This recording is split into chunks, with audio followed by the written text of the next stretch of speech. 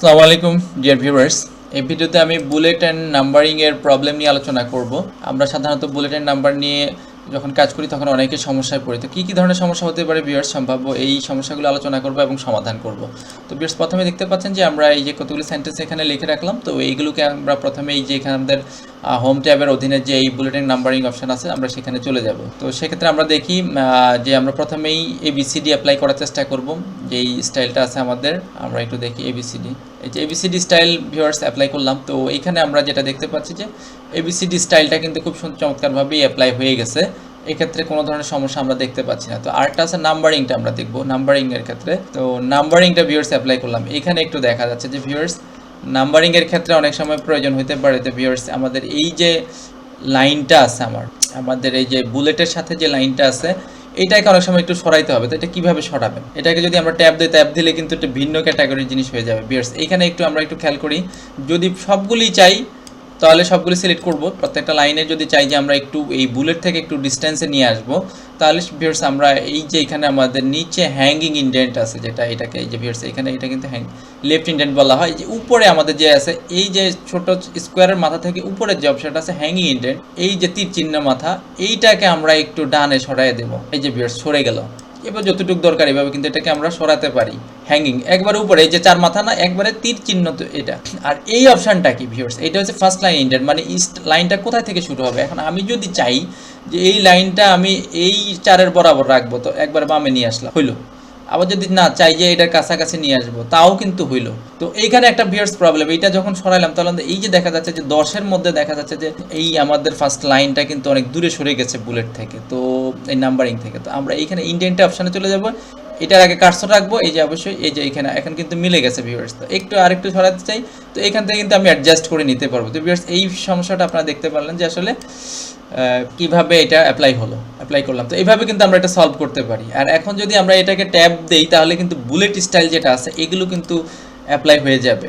যদি প্রথমে আমরা এই কাজটা না করে যদি প্রথমে আমরা কখনোই বুলেট অ্যাপ্লাই করে ট্যাব প্রেস করি, তাহলে সেক্ষেত্রে আমাদের যে স্টাইলগুলো আছে এই যে এখানে স্টাইলগুলো অ্যাপ্লাই হবে। তো তারপরে আমরা দেখি যে আমরা যে এখানে বাংলাতে তো আমরা এখানে কোনো বুলেটের নাম্বারিং আমরা দেখতে পাচ্ছি না ভিউয়ার্স। এই যে এখানে আমরা দেখি বাংলাতে কোনো অপশান নাই, এখানে 1 2 3 সবই আছে। আমার তো দরকার বাংলাতে ক খ গ এগুলো আসবে, তাহলে আমরা কি করব। তো ভিউয়ার্স আমি ওই আগের এবিসিডি অ্যাপ্লাই করলাম। তো এখানে একটা সহজ পদ্ধতি হচ্ছে যে আমাদের প্রথম দুইটা লেটার কিন্তু আমাদের বাংলাতে লিখে দিতে হবে। সেক্ষেত্রে আমাদের এই যে বিজয় যে সফটওয়্যার থাকতে হবে, এখানে অবশ্যই বিজয় ক্লাসিক থাকতে হবে। আর এগুলি তো বাংলা আছেই, তো সমস্যা নেই। আমরা প্রথমটা সিলেক্ট করলাম, এই সিলেক্ট করে এখানে ক লিখে ব্র্যাকেট দিয়ে দিলাম। তো প্রথমটা কিন্তু ভিউয়ার্স দেখতেছি আমরা অ্যাপ্লাই হচ্ছে না, অ্যাপ্লাই হয় নাই।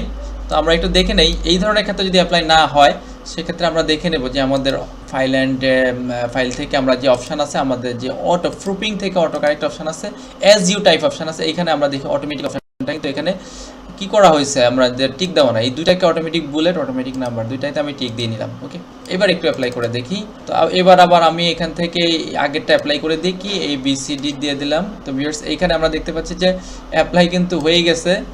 আর এটাকে আমরা দেখতে পাচ্ছি যে এটা অনেক বেশি সামনে চলে গেছে। সেক্ষেত্রে আমরা এই যে ভিউয়ার্স ইন্ডেন্টে কমানো বাড়ানো ডিক্রিজ করে দিলাম, এই যে ডিক্রিজ করে দিলাম ইন্ডেন্টকে, এখান থেকেও কিন্তু আমরা সামনে নিতে পারি। আমরা যেটা দেখালাম এখান থেকে, এটা হচ্ছে ম্যানুয়ালি একবারই পারফেক্ট। এইখানে ভিউয়ার্স এইবারে কটাকে উঠিয়ে দিই।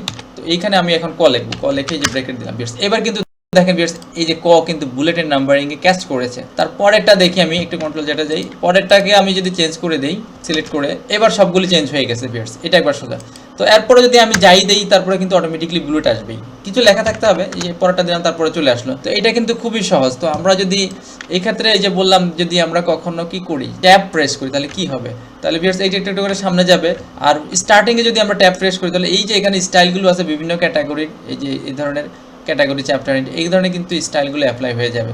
তো বুলেটের নাম্বারিংয়ের ক্ষেত্রে অনেকে কিন্তু প্রবলেম ফেস করে যে আসলে আমরা এই দেখা যাচ্ছে যে খুব বেশি ডিস্টেন্স হয়ে যায় এই বুলেট থেকে, আবার অনেক সময় খুব কাছাকাছি হয়ে যায়। তাহলে সেক্ষেত্রে কী করণীয়, সেক্ষেত্রে করণীয় হচ্ছে এইটা, যেমন এগুলোকে একটু ডিস্টেন্সে নেবো, এই যে তীর চিহ্নিত হ্যাঙ্গিং ইন্ডেন্ট এটাকে টেনে একটু সামনে দিয়ে দিলাম। ওকে, হয়ে গেল, বাকি আছে। আর বাতিল করতে চাইলে তো সোজাই আমরা এখান থেকে এই যে এই যে ডাবল এই যে এটাতে ক্লিক করলেই হবে, জাস্ট নাম্বারিং অপশানে ক্লিক করলেই হবে, অথবা এখান থেকে আমাদের নানে ক্লিক করলে হয়ে যাবে। এই যে আমাদের প্রথম যে আমরা বুলেটের নাম্বারিংয়ের প্রথম যে অপশানটা এখান থেকে যে নান আছে এখানে, আর এখানে আমরা নান দেখতে পাচ্ছি, এই যে এখানেও নান আছে, যে এখান থেকে আমরা নান করে দিলে কিন্তু বাতিল হয়ে গেল। তো ভিউয়ার্স, আশা করি আপনারা বুঝতে পেরেছেন। যদি কোনো বিষয় জানার থাকে অবশ্যই কমেন্ট সেকশনে জানাবেন, বা কোনো টিউটোরিয়াল সম্পর্কে জানার থাকলে কমেন্টসে জানাবেন। তো ভিউয়ার্স, আশা করি আপনাদের ভালো লেগেছে।